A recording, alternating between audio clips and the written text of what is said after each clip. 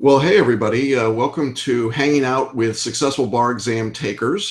This is episode 13, which would have been unlucky number 13, except it's really amazing, lucky 13, and I am so excited today. As you may or may not know, Florida bar results came out yesterday, and we had a lot of successes, but I'm not sure that we had any that were more intrinsically satisfying to me in terms of somebody just killing it against all odds. And I think you're going to just love this story, love this guy. Andrew Biggart is our guest today, and welcome, Andrew. I'm so glad you're here. And I'm glad to be here. Yeah, congratulations. This is just like amazing, awesome, incredible. Absolutely. But I'd like you to just kind of tell our listeners and viewers, just tell us a little bit about your background, what happened, and what brought you up to yesterday and the bar exam results in Florida. Well, I graduated the University of Florida in '98 and went on to a few different career paths. I owned a restaurant in Gainesville for about 5 years. I toured around the country with a little pop singer named Aaron Carter in 2002. and then I did tech support for Dell over the telephone. I would take incoming calls and walk people through the disasters that they had made their computers into. Yeah. And I was really kind of unsatisfied, and a lot of my family are counselors, so it seemed like the next big thing to do, because I just didn't have enough debt in my life. Folks, this is why dealing with Andy was a challenge, okay? That and the fact that he's a Florida and a Tampa Bay fan, but we're not going there because I've been humiliated already before we got online. So, okay, go ahead. So you decided, hey, I'd like to get more in debt, and I'll go to law school. Correct. Okay. So I applied to I just applied to one school because it was close to where my sister lived. I got in and went through the next 3 years, and then in May of 2013 when I graduated, and the first bar was July of 13, and it took five attempts before I finally got everything passed and everything, and I never really said it out loud, but I'm sure you could just see in my face and my gestures that I was just a broken, sad sack of a man, and I just didn't know if I had the heart to keep going if I didn't make it through this time. Yeah, I recall that when we first started talking and you and I did video chats, Skype chats, you were kind of hunched over and slouched down, kind of like I'm feeling as a Saints fan this morning. And you were beat. I mean, you were beat. And after 4 tries of failing, what was your thought process? I mean, what were you thinking at that point, going in, to take it, to start studying for a 5th time? I felt like it was like if Groundhog Day was a horror movie and I was the main star. It just felt like every time I looked at something, like, I know this. I could spit off elements of a list. I could give you case names, but for some reason I was never able to take all this material and put it into anything that would stand up. It would, you saw 3 weeks before the bar that contract essay, and I thought you were gonna fall on your own sword or something. I think I had hurt your feelings as a teacher as much as I had. It wasn't the best piece of writing I've ever seen. Okay, yeah. No, I have. Okay, so when we would talk, the wall behind you, besides having way too much Tebow Gator stuff, but back in the study days, the wall looked different, didn't it? What was up on your wall? It looked like it was like a cross between the Unabomber's cabin and like a plate and like a kindergarten room with a bunch of crayon drawings of Disney characters. It was just, I had just all these off the wall diagrams, flow charts, visual aids, I would call them. Yeah. And I think it was our first episode or first meeting that you told me to rip them down and don't ever do that again. And, that's what I did. And I think it helped. So you've been working under the assumption that the way to do this was to memorize elements and rules and then be able to recite those back on the exam. Is that right? Yeah, I had so many mnemonics and so many ridiculous poems in my head that, I could recite them, but if I actually tried to put them into some sort of context, it would just be gibberish. Yeah. It was no help to me. Yeah. And so you're putting all this energy and time and effort in. You've taken the bar exam a bunch of times. You're not passing the exam. Did you feel like maybe I should just give up at that point? I never actually, I felt like it was I felt it was a hopeless time, but I never actually said, I'm giving up, I want to do something else. I just said, great, now I got to wait 6 more months, or now I got to take it again. Never given up. As much as I was miserable, I couldn't just walk away from all the effort I put into it. I was 35 when I started law school, and now I'm approaching 40 in a couple months, and it wasn't the time to change horses in midstream. Yeah, and one of the things I just want to point out to those who are listening and watching is that what Andy did was that he number one, he made himself teachable, but number two, in spite of all of that, in spite of all of the failures and the difficulties and the other things, he had the same sense of humor, the same openness, the same positive approach, no matter how bad it got. I mean, when we were talking about his work, the early essays were not good. And he's shaking his head saying, no, they weren't good. But the reality was that you kept your head in the game all the way through. So what was that process like from your standpoint? I mean, I know for me, going through essays and reading them and conferencing them, I know what I'm trying to accomplish. What was that like for you to go through and do that with me?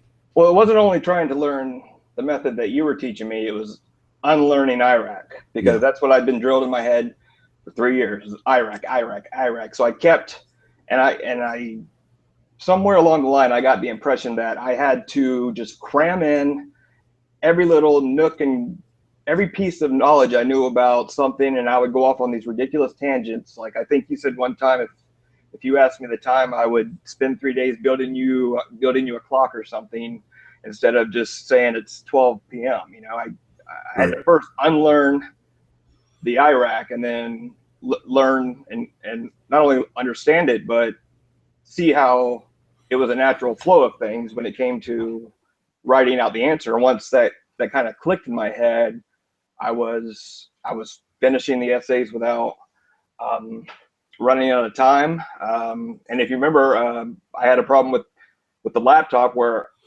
I hadn't written anything more than an envelope for 15 years, and all of a sudden I'm being told I can't use my laptop. Let's talk about that, because that was a big deal. We're getting started into the study, and I get an email from you saying, oh my, I think I've got a problem. The problem is I didn't file the application for the laptop on time, and so now they're telling me I got to handwrite. Correct? Yeah, I'd registered, but I didn't download the sample file. Yeah, great. Thank you, Florida bar examiners. And so you said, well, I'm going to handwrite, and I said, great. I didn't say great. I said, oh, that's awful. No, you said this is a disaster. Yeah, actually, I think that's what I said. It was a disaster. And then I saw your handwriting, and then I said, oh my God, it's a colossal disaster of a magnitude beyond belief. I mean, it's a third grader's handwriting. Yeah, it was pretty awful. So there we are, handwriting, trying to learn a new writing style. And just to be clear, this is the first time you're working with me. You failed the bar 4 times. You've been studying with, the big box guys. And we're dealing with all of this. And in addition to that, your studies really kind of start, and you're not really digging into this work until what, about 3 weeks before the exam? Is that a fair statement? I think I did the first essay the first week, and then there was probably a good 2 week. It was kind of like, after I did the first one, it was just kind of like I'd been kicked over, and I was trying my best to get back up, but then we started doing one every other couple days, and so just to put this in perspective, folks, Andy is handwriting He's got a limited time to study, and he's failed the bar a bunch of times with other people. And so he's totally, 4 times through the exam with a different mindset, a different approach. Now, before we came on the air, you asked me, what percentage odds I would have given you for passing. And I said about 30%. I mean, I thought it was very, very tough. That's 25 more than I thought you would get. Yeah. But here was the thing. The trend line was going up every day. I mean, every piece of work was getting better and better and better. And your attitude was unbelievably positive. I mean, in spite of all of those challenges, you were just bearing down. You weren't giving up. You weren't rolling over in the corner and crying. You were just getting in and doing the work. Well, you may have after we got off the line, but during our conversations, you were engaged and we were talking and working, and you could see the improvement. So tell me about going to the exam then, and what that process was like, and how it felt after you've just done this really intensive study. You know your handwriting rather than typing. What is that like? Well, considering I pretty much knew all the ushers by name, they all greeted me, said welcome back. There's obviously there's going to be a little bit of nerves there, but I really felt pretty good going into it. My biggest fear were about the business and partnership multiple choice questions that are going to be on there. I felt good. I felt like you had adequately prepared me for every other subject, and because I'd already passed the MBE the year before, I was able just to study on Florida. And but I went in there and and like you said, we started late in the process, and I still walked in there feeling pretty good, pretty confident.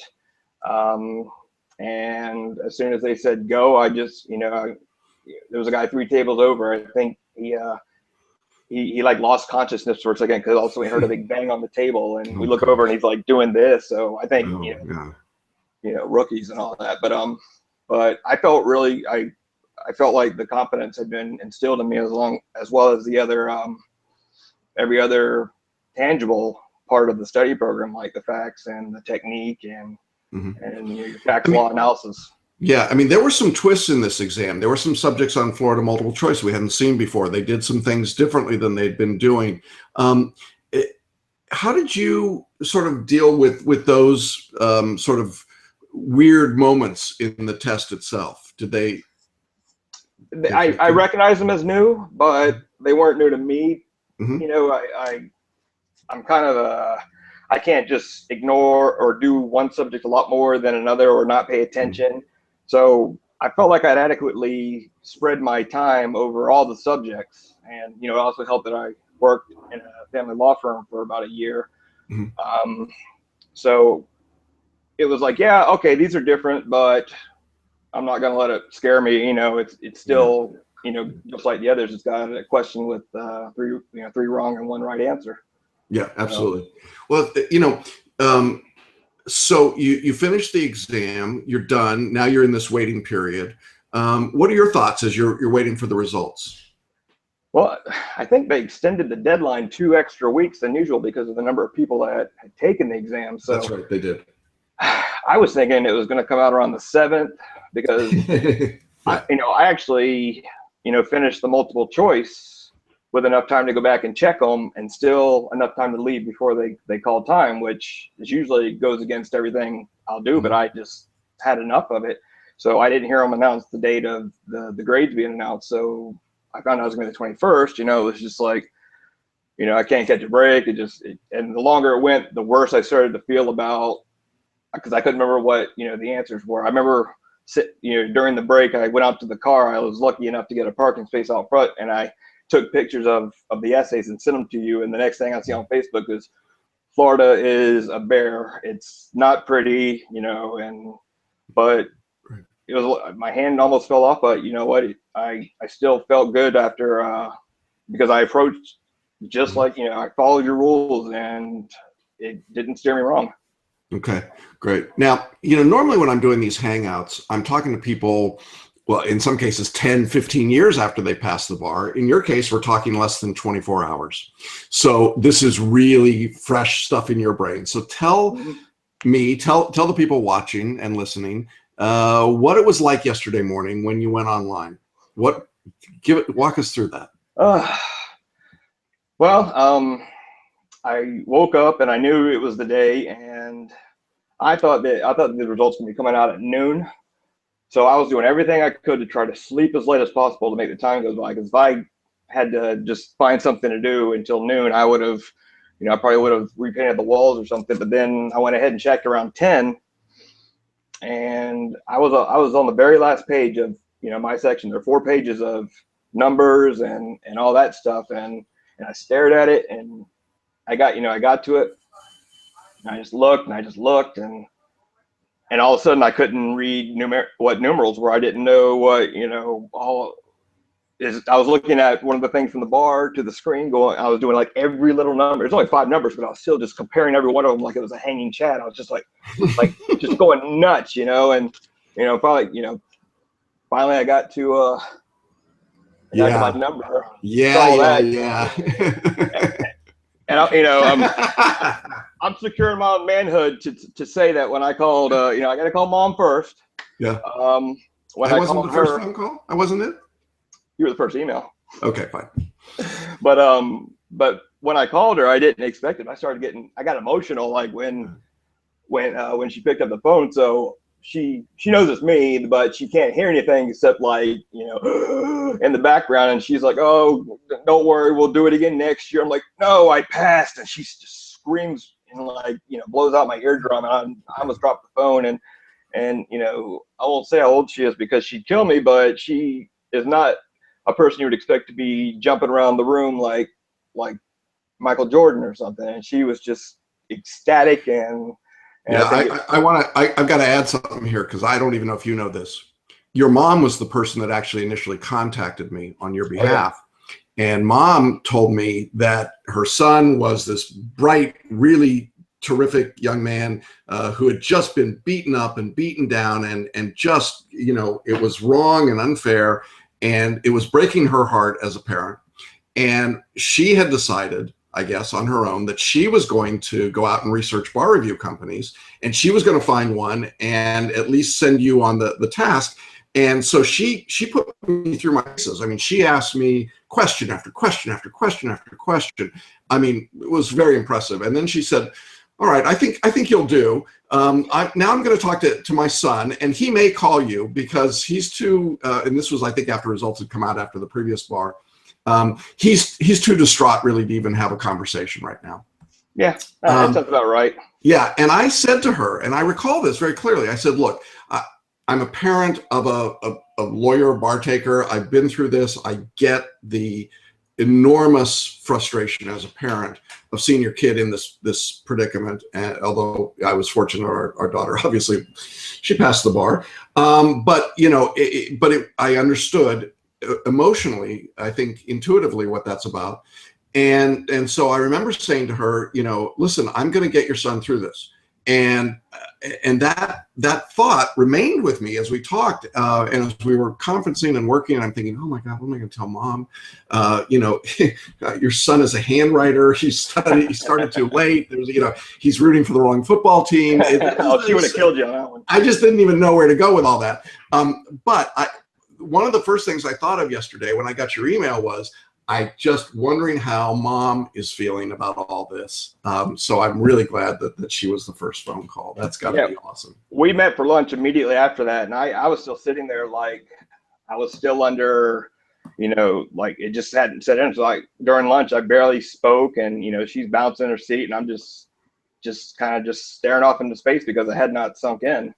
Yeah. And actually, the funny story is she kept pestering me to call you, and it would, a couple weeks went by, and I just kept I was like, it's kind of the whole thing. No, we got to go to Target instead of going to the mom and pop place. I'm like, they got to know what, and I was convinced that I would just keep using a company who shall remain Barbary, and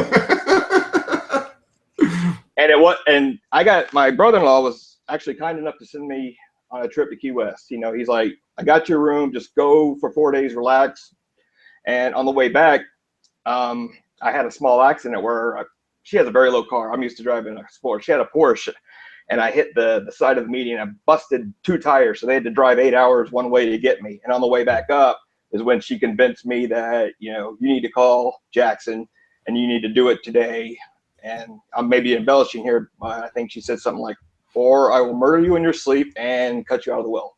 Okay, that's my kind of person. I like that. Yeah, yeah. Yeah, so you know, I think it's useful for people who might be thinking to themselves, you know, gee, should I take a small course? You know, isn't it better to just follow the herd, the crowd, take the big guys and, you know, live with their, I don't know, on this bar exam, I think we're going to see like a 55, 60% pass rate. I mean, I think it was just, I think it was a train wreck for the big guys. So, you know, you were in that spot. What was your thought process? What could you offer or share with people that might help them if they're in a similar circumstance today? The big box, the Kaplan's, the Barbrys, even the Themuses, I think, which was started by Barbary. They're all great courses because they, you know, they just flood you with material, you know, and it's just overwhelming the first time, but it doesn't replace the one-on-one attention that got me through it. I mean, I could watch, you know, I did watch some of the videos 4 or 5 times, and you know, I would get barely anything new out of it. But you know, talking to you, you would actually say, well, look at this paragraph. You know, before the laptop went out, you would certainly look here, this is where it needs to go, this is what you're doing wrong, here's how you fix it. You know, it wasn't just, oh, let me hit the rewind and hear him what he just said all over again. You know, it was one-on-one help. And he, you know, I had a tutor that's, I won't say his name because he's a pretty big name, but you know, he even didn't. I'd work one-on-one with him and still wouldn't get the what I needed, you know, from it. And it wasn't until your method clicked in my head and I understood your whole, you know, what you were doing with it, that it made writing all that much easier. Which sentences go in which paragraph. It was a cakewalk. I finished every essay early, and I'd never done that. And yeah, I mean, sometimes people say to me, well, you know, I got to do IRAC and I've got to issue spot and I've got to do all those things. And obviously I teach a very different approach. And Andy, you're I think a testimony to the fact that you don't have to do IRAC. And in fact, you can succeed even against some pretty stiff odds. Well, what a great feeling this must be today. You wake up, you've passed the Florida bar. Okay, all right, even better. You know, your football team wins a ridiculous game against the Saints on Sunday, and you know, it's all good in your world. And oh, there you go. See, I knew he was going to show me the Bucks hat. Had to. And so I am so thrilled and excited for you and pleased for you. What advice, I mean, as we start to wrap up here, what advice would you give somebody who's taken the exam, they failed, and they're listening to this or watching this and they're thinking, oh man, I don't know what to do. What would you tell them at this point? If it's really the path they want to take, if they really want to be an attorney and pass the test, then every time, you know, as long as you are taking away why you screwed up the previous time and you can build on that and not get too hard on yourself and more importantly, forgive yourself and not, you know, and not kill, you know, beat yourself up all the time, then eventually it won't be about the studying as much as it's about just putting the blocks in the right place and coming up with a coherent answer. Yeah. Instead of just babble everywhere. Yeah, that's great. Super. Well, Andy, I just want to congratulate you. I'm sure that everyone that's listening and watching would join me in congratulating you. I know you're going to be a terrific member of the Florida Bar. I think you're going to be a real credit to our profession and to the practice of law in the state. And I am so deeply honored and proud that I got to work with you on this. And just really, really pleased for you. And, you know, I've said it before in some of these hangouts with other people that the greatest part of teaching for me is these moments when people pass and you get to see their excitement. And so this is really special for me to be able to join you 24 hours after the fact and be able to just let you tell your story to the world. So congratulations. Thanks for joining us today. we'll look forward to checking in with you periodically and just seeing how your legal career is coming. And just wish you all of the best. And thanks so much for being with us on today's broadcast. Yeah, and I want to thank you for sticking with me. And I know that coming to Jesus speech you gave me that one time was not a lot of fun for either one of us, but I think it was the fire that needed to be lit to get me going and make, because the next time you're like, when you called, you said, how are you? I'm like anxious. You're like, well, don't worry. You got a lot better. And it was like right on cloud nine. So, I think you are owed as much credit for sticking through it as anybody else that has taken it 4 or 5 times. Unfortunately it's not as crazy as I've ever seen, but you can do it if you just forgive yourself and just keep trucking. Cool. That's great. Well, listen, it's been great having you all with us, and we thank Andrew Biggart for being with us today. Terrific guest, and congratulations. And we'll see you on our next episode. We'll be talking to some more passing Florida bar takers and letting them share their stories with you as well. So thanks again. Appreciate you all being here. Bye-bye for now.